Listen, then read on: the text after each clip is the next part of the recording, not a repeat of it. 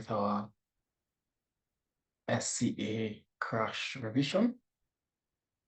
So let's look at erectile dysfunction assessment. So erectile dysfunction is diagnosed from the patient's history. The patient will tell you they're having weak erection, or they might use the word impotence. They might tell you they're having troubles with their erection, So it's important to check that the patient is actually describing erectile dysfunction, poor quality erections, rather than decreased libido, Peyronie's disease, which is penile curvature, or ejaculation problems. Ask about possible causes of ED, so psychosocial, psychological, social issues, consuming early morning. Usually, if there is, in patients who are having stress-induced erectile dysfunction, usually will still be having the early morning erections. Young age also suggests psychological components. So a 20-year-old or 30-year-old is having erectile dysfunction. It's not, person is not diabetic, for instance. We're thinking it's more likely to be psychological or social stressors.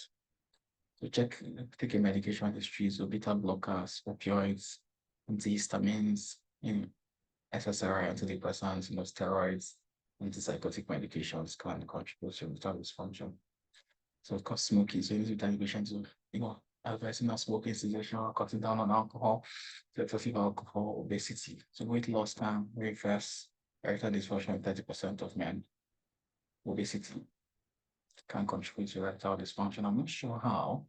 If there's something to do with the fact that a man who is obese is likely to have low self-esteem, maybe erectile dysfunction from psychological stress, or obesity will increase aromatization and estrogen production.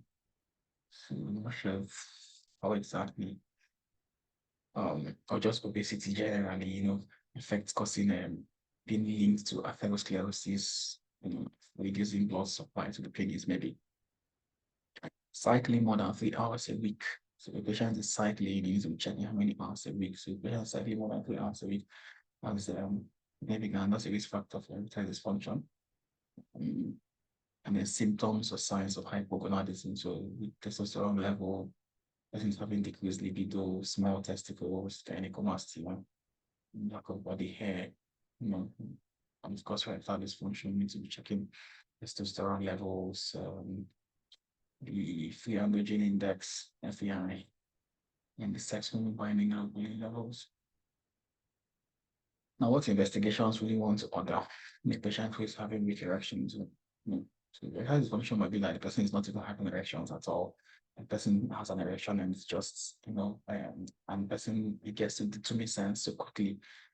Or the person is even able to have erection, have incorrect penetration, but just not enough, doesn't last enough for to complete sexual intercourse. So investigations, you want to check person blood pressure, do the rectal examination, and then to feel the prostate, you need to examine the testicles, make sure there is no testicular atrophy, there's no testicular. So tests are aimed at excluding other causes, other diseases as a cause of erectile dysfunction, and assessing cardiovascular disease risk within the Q risk essentially. So checking the person diabetic, checking the lipid profile, HbA1c, testosterone levels, looking for metabolic syndrome, hypertension. So first line testing for all men to assess cardiovascular risk of diabetes as underlying cause. HbA1c cholesterol, HDL cholesterol, HDL among as the lipid profile. There will be a prompt at request in the GP system to add on a PSA and or testosterone if clinically indicated from the history and examination. So it depends. I think if you're using system 1, if you're using EMIS, which I'm currently using, you will have all those prompts. Obviously, what is system 1 with the addends templates, you see a lot of things. So system 1 is just amazing. Can't wait to get back to system 1, to be honest. So blood samples for testosterone must be taken before 11 a.m. to avoid artificially low results. Okay, that makes sense, because testosterone, the circadian rhythm is it peaks at night and early morning, so before 11 a.m., before it goes down. So second line testing, if the phosphodiesterase 5 inhibitors have failed, because usually you want to start the patients on sildenafil. For second-line testing, 80% of men will respond to phosphodiesterase 5 inhibitor treatments. In those men who do not respond, check testosterone to look for hypogonadism as a cause of non-response to phosphodiesterase 5 inhibitor. Person with erectile dysfunction should receive 8 doses of phosphodiesterase 5 inhibitor, at least 2 months treatments, so 8 doses. At least 2 months treatments at a maximum dose with sexual stimulation before being classified as a non-responder. So remember again, testosterone before 11 a.m. So if the person is not responding. Testosterone level is low, under 8 nanomole per liter. Repeat testosterone after 4 weeks. Levels can vary over time. 30% are normal on repeat testing. Now, if too low testosterone levels under 8 nanomole per liter, test for causes of persistently low testosterone. Things to go for the prolactin, free androgen index, sex hormone binding globulin, FSH and average. Test groups available on GP.com. So erectile dysfunction treatment for psychological causes, need to be thinking about relate psychosocial counseling and relate, CBT and all that. If appropriate, interventions to help lifestyle changing, secret smoking cessation, weight management, increase exercise, lose weight, so dietary management, of course, for weight loss. So the alcohol advice, cut down alcohol less than 14 units a week, or less than 2 units a day. Medication review, consider stopping or switching medications that can cause erectile dysfunction. So following first-line treatment, testing, cardiovascular risk assessment, your Q risk of phosphodiesterase 5 inhibitors, 80% will respond regardless of the cause. The patient is not responding to phosphodiesterase 5, we're thinking of hypogonadism, low testosterone levels. So all phosphodiesterase 5 inhibitors have similar efficacy overall, and of course, similar side effect profile as well. With the exception of generic sildenafil, the other formulary medications for treatment of erectile dysfunction may only be prescribed on the NHS under certain circumstances. Now, side effects are not common, and they're similar in all three. All three would be sildenafil, tadalafil, and vardenafil. That's what they mean, 3 of them. So headache and flushing, commonest side effects. There can be visual disturbance, like colored halo inhibition, something like that. Rare and dyspepsia are not usually problematic. To be mild, probably discomfort. Although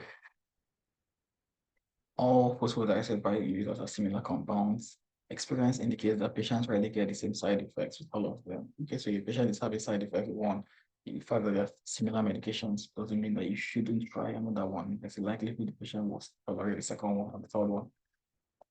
Where phosphodiesterase inhibitors subsequently titrate down. The phosphodiesterase inhibitor is there's a failure to treatment, second line testing, do your testosterone before 11 a.m. If low testosterone under 8 nanomole per liter, testosterone at least 4 weeks. If there is a second one, then do that. We've seen that already. Patients with persistently low testosterone under 8 nanomole per liter, reconsider if obesity would be lowering testosterone, because of course, what happens in obesity is that in obesity, testosterone is aromatized to estrogen. So you have low testosterone levels in obesity. Now, refer to endocrinology for consideration of testosterone replacement therapy or further investigations. So it does actually help obesity causes erectile dysfunction by aromatizing the testosterone into estrogen. So treatments, medications, phosphodiesterase type 5 inhibitors, but they're contraindicated in patients that are taking any form of nitrate, so that's like GTN sprays, GTN tablets, or isosodium 1 nitrate, nicorandil, ivabrandine, nicorandil, those nitrate medications. Patients should receive 8 doses of phosphodiesterase 5 inhibitor at maximum dose with sexual stimulation before classifying a patient as a non-responder. And typically, sildenafil usually I think starts at 50 milligram, but you can always start at 25, 50, maximum will be 100 milligram tablets, so 8 doses of that. Usually, if the patient has tried maybe sildenafil and hasn't really responded, you could try a second phosphodiesterase inhibitor with tadalafil. The person doesn't respond on 20 milligram tadalafil, it does this again, then could classify them as a non-responder. So indication management available to function treatment of digital ulceration. So digital ulceration is systemic sclerosis. You can see that. Oh, okay. Because it causes vasodilation. So generic sildenafil is no longer subject to prescribing requirements when used in the management of male erectile dysfunction. However, the requirements remain for brown Viagra. So you prescribe generic sildenafil, no problem. But if you want to prescribe Viagra, I think there are some restrictions there. NHS England will commission sildenafil and bocetan for patient requiring treatment of digital ulceration. We're looking at erectile dysfunction anyway. So there's tadalafil, that's this vardenafil.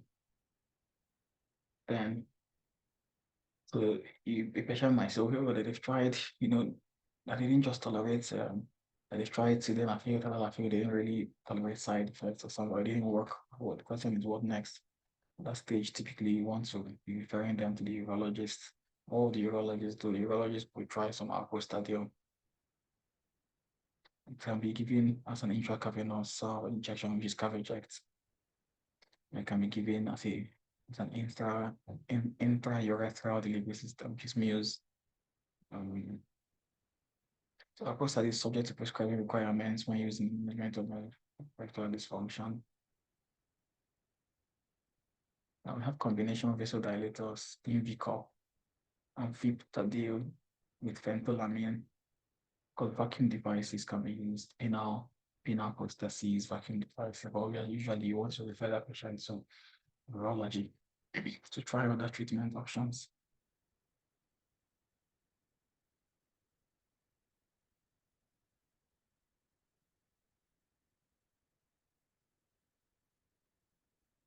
Let's see, so then if there's any other important information, let's look at the dosing. Advice taking 50 milligram approximately 1 hour before sexual activity or longer if taking with food.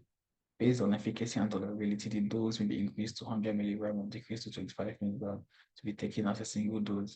The maximum recommended dose is 100 milligram. The maximum recommended dosing is once per 24 hours.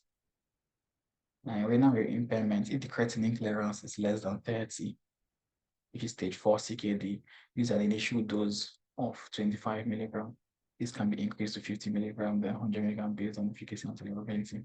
In hepatic impairment, in men with mild to moderate hepatic impairment, consider a starting dose of 25, which can be increased to 50, then 100 based on person. Avoid in men with severe hepatic impairment.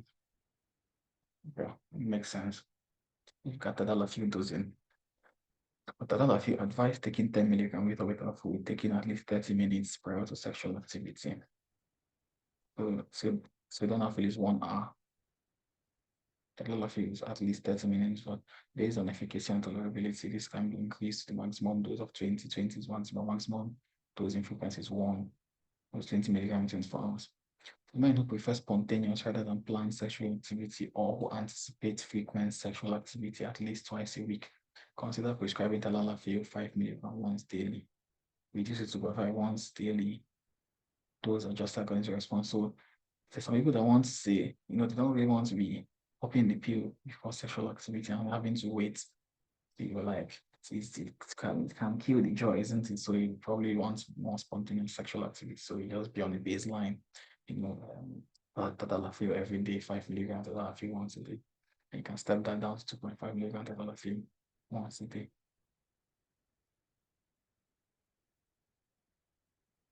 So that's that. Let's look at something else. What potential dysfunction? We must look at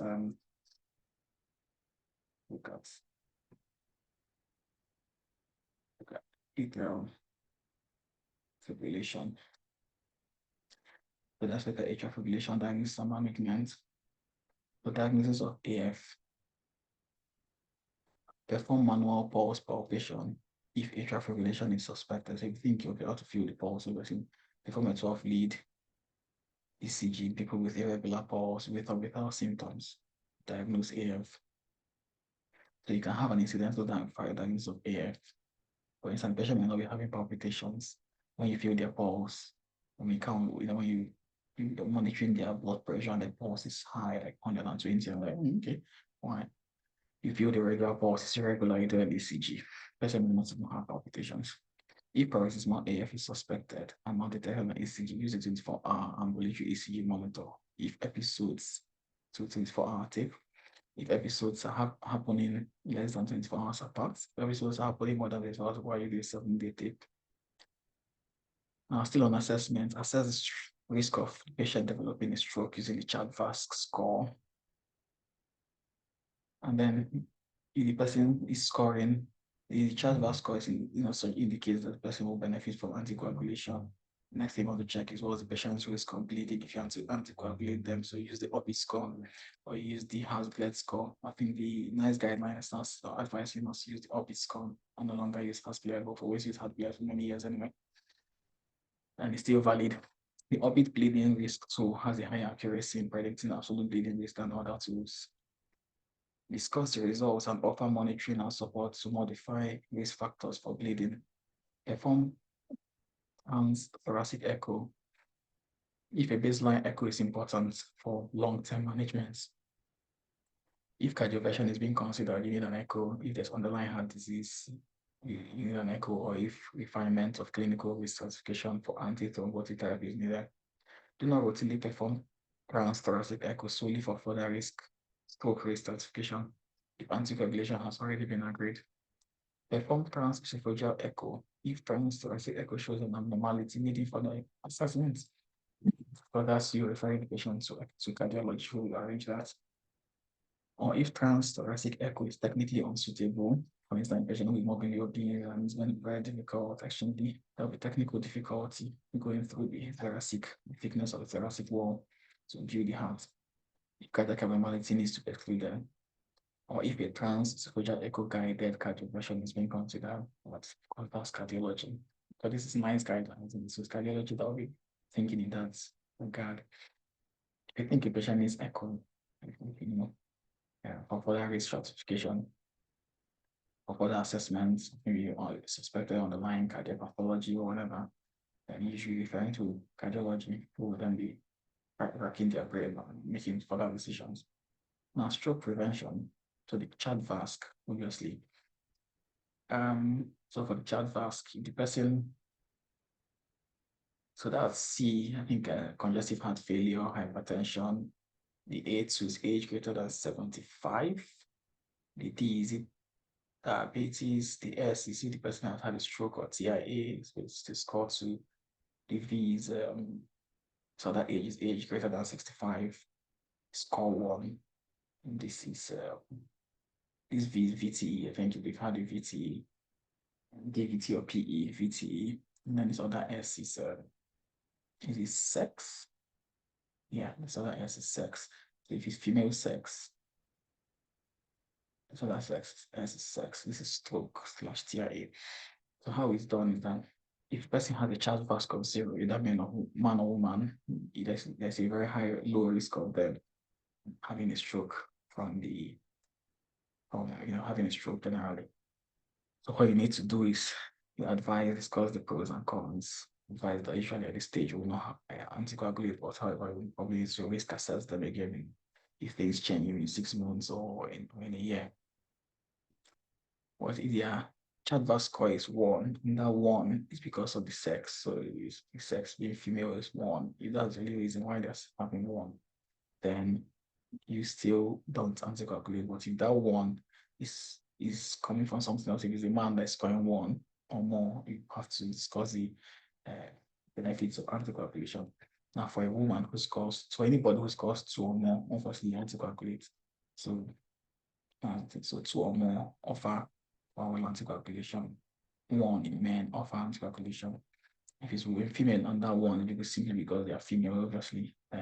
So if you're at the age of 65, or if the person develops diabetes, because if they develop diabetes, they develop a TIA, anything. Of course, if they have AF and develop a TIA, it's already, you have to start anticoagulating them immediately. Because anticoagulation is to prevent TIA or stroke in the first place. Now, discuss risk and benefits of anticoagulation, including that for most people, the benefits of anticoagulation outweighs the bleeding risk. Now, typically, we want to be using a direct acting anticoagulation, DOACs or NOACs, offer a DOAC as first choice anticoagulant, discuss choice of DOAC, taking into account clinical features, contraindications, the person's preference.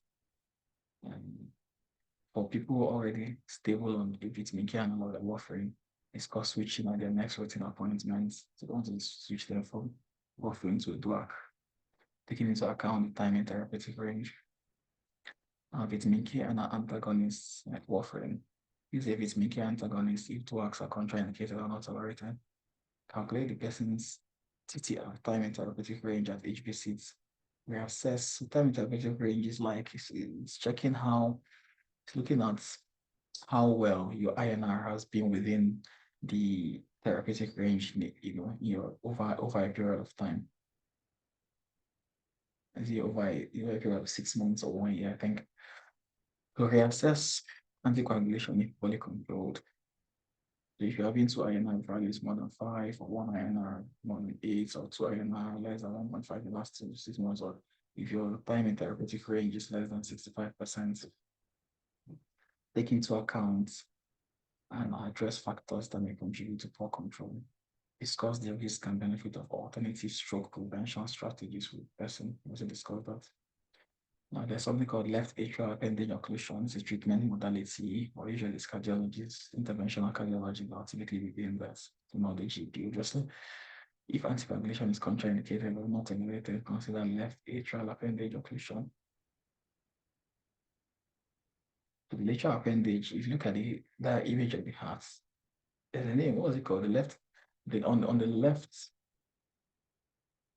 it's on the left atrium, not on the right atrium. On the left atrium, there is a small appendage, isn't it?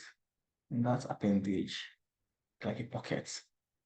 So blood can pull there and form a clot. So when you close it, like suture it up. Anyway, review anticoagulation at least annually for people taking an anticoagulant. Review people who are not taking anticoagulant because of bleeding risk at least annually. So if a patient maybe has bled or its score is high and the risk of bleeding from anticoagulation is so high, you might agree with the patient that the risk of bleeding far outweighs the risk of developing a stroke. So probably hold up, but you need to keep reviewing them annually. So we looked at the stroke prevention strategy in AF. Next thing is you want to see how can you control the person's heart rate. So the person is having rounds of fast AF, for instance, heart rate above 90 or above 100, or having palpitations or symptomatic AF as well. You need to be thinking about rate control strategies. And typically we use beta blockers, cardioprotective beta blockers like, metoprolol, atenolol, bisoprolol. Sometimes the drugs can be used when there's heart failure. So offer rate control. I think the AF also use calcium channel blockers like diltiazem or verapamil.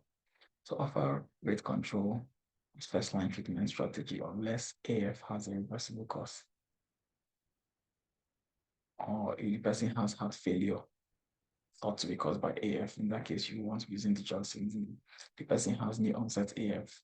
The person has atrial flutter. So new onset AF, you're probably not going to rush into rate control until you get fast at that point. If the person has atrial flutter, the condition is suitable for ablation. If your rhythm control strategy is more suitable based on clinical judgment, you offer rhythm control strategy. But for rhythm control, using the anti-arrhythmics, rhythm control, like flecainide is typically used in paroxysmal AF, peeling pockets. Okay, let's keep going. Let's see. Let's see where this takes us to. So rhythm control strategy, you offer a standard beta blocker, not sotalol, or a rate limiting calcium channel blocker, such as verapamil or diltiazem as initial monotherapy, unless the person is sedentary or cannot use other rate limiting options. Based drug choice on symptoms, heart rates, comorbidities, and preferences.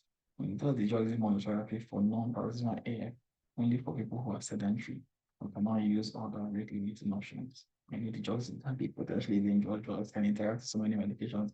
They have to be very careful with the drugs as well. I'll advise any patient that you're giving the drugs in has to have a medication leaflet that can give them idea on interactions. And before they take any other medication, they should inform their doctor them on the drugs and just to double check for interactions. Do not offer amiodarone for long-term rate control. Amiodarone is an anti-arrhythmic. For people with AF and chronic heart failure, follow the recommendations in my guideline on beta blockers and avoiding calcium channel blockers. So in heart failure, you have to be very careful with beta blockers. You don't want to further compromise the ejection fraction or the heart cardiac conduction. So if monotherapy does not control symptoms and symptoms are thought to be due to poor ventricular rate control, consider sort of following beta blocker, digoxin. Consider rhythm control strategy if symptoms are not controlled, rate control. So usually typically you want to do rate control first. If ineligible for rhythm control, see ablation strategies. So rhythm control strategies for persistent AF, paroxysmal AF. With the paroxysmal AF, it means AF that happens and settles. Then assess the need for medication therapy for long-term rhythm control. Consider a standard beta blocker, not sort alone. Consider a no drug treatment or a killing the pocket strategy for infrequent paroxysms and few symptoms or symptoms induced by known precipitants. Consider other drugs taking into account comorbidities. So amiodarone for people with left ventricular impairment or heart failure. Donedarone, in line with NICE guidelines, do not offer class 1C antiarrhythmic drugs such as flecainide or propafenol to people with known ischemic or structural heart disease. Or really anyone knew that. I know it's very common to see patients who have paroxysmal AF and flecainide, but I never really knew you shouldn't offer flecainide with ischemic, with known ischemic or structural heart disease. Okay, so it's good to know. Treatment fails, see ablation strategies. And for persistent AF, if the person has had the AF for more than 48 hours and not on therapeutic anticoagulants, consider transesophageal echo, guided cardioversion.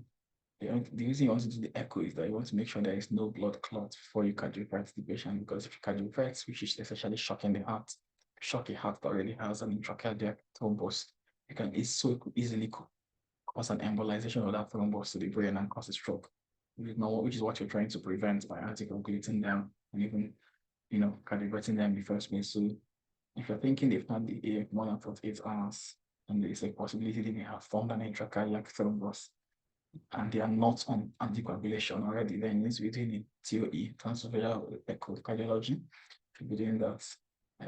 So the echo will confirm there's no clots already formed, and then through the echo you cardiovert them, or therapeutic anticoagulation for at least 3 weeks before cardioversion.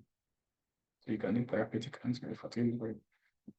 If they've had the AF for less than 48 hours, it's quite tricky establishing exactly when they've developed AF, because they might be symptomatic for 12 hours. It doesn't mean they've not been in AF for more than 48 hours. So you have to be very careful with that. See people presenting acutely with AF on page 3. So already the patient is already on. Okay, so that's different. If AF is more than 48 hours, therapeutic anticoagulants and electrical diversion can be considered. First, it has to be in the hospital, not in the GP practice. Refer people promptly within 4 weeks at any stage if treatment does not control symptoms. So within 4 weeks, if treatment doesn't control the symptom. Now we can see left atrial ablation and pace and ablate strategies. In symptomatic AF and drug treatments, if symptomatic AF and medication treatments unsuccessful, unsuitable, or not tolerated, then you're thinking of left atrial ablation.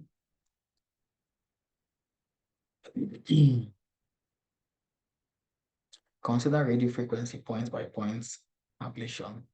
If radiofrequency point-by-point ablation is unsuitable, consider cryoballoon ablation or laser balloon ablation.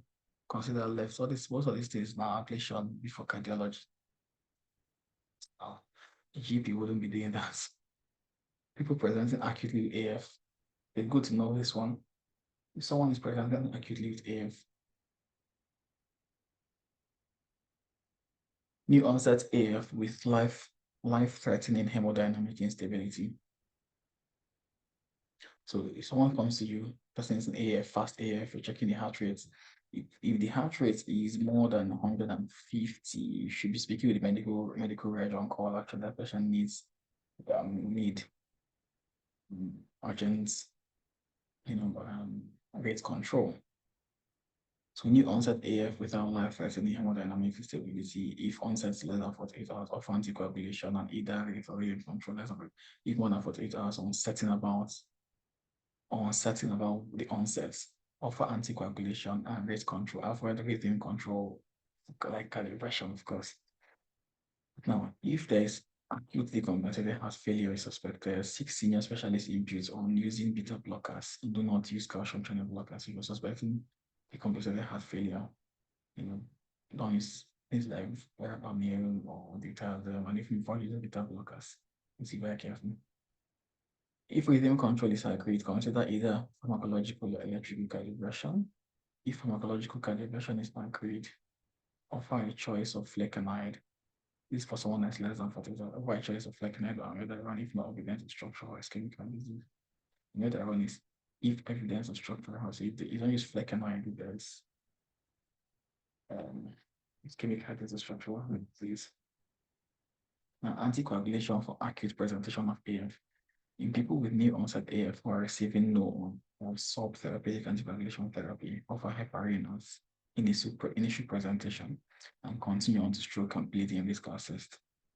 If onset is less than 48 hours, offer oral anticoagulation if stable sinus rhythm is not successfully restored within the same 48 hours after onset, or there are factors indicating a high risk of recurrence, or is recommended after assessment of stroke and bleeding risk. So, for instance, you attend to your child fast and your orbital has bled. I think this person should be on anticoagulation and you should actually be starting them on the DWAC. If onset more than 48 hours and long-term breathing control is being considered, delay cardioversion until maintained on therapeutic anticoagulation for at least 3 weeks and offer rate control during this time with your beta blockers typically. If there's uncertainty over the time since onset, offer oral anticoagulation, of course, with respect to cardiology. Cardiology will then decide if they want to do a cardioversion, which is rhythm control, chemical or electrical cardioversion, or if there's uncertainty over the time, obviously offer anticoagulation. If they're fast, you're running fast, start them on rate control medication as well, as long as they don't have features of decompensated heart failure. You need to be very careful with that.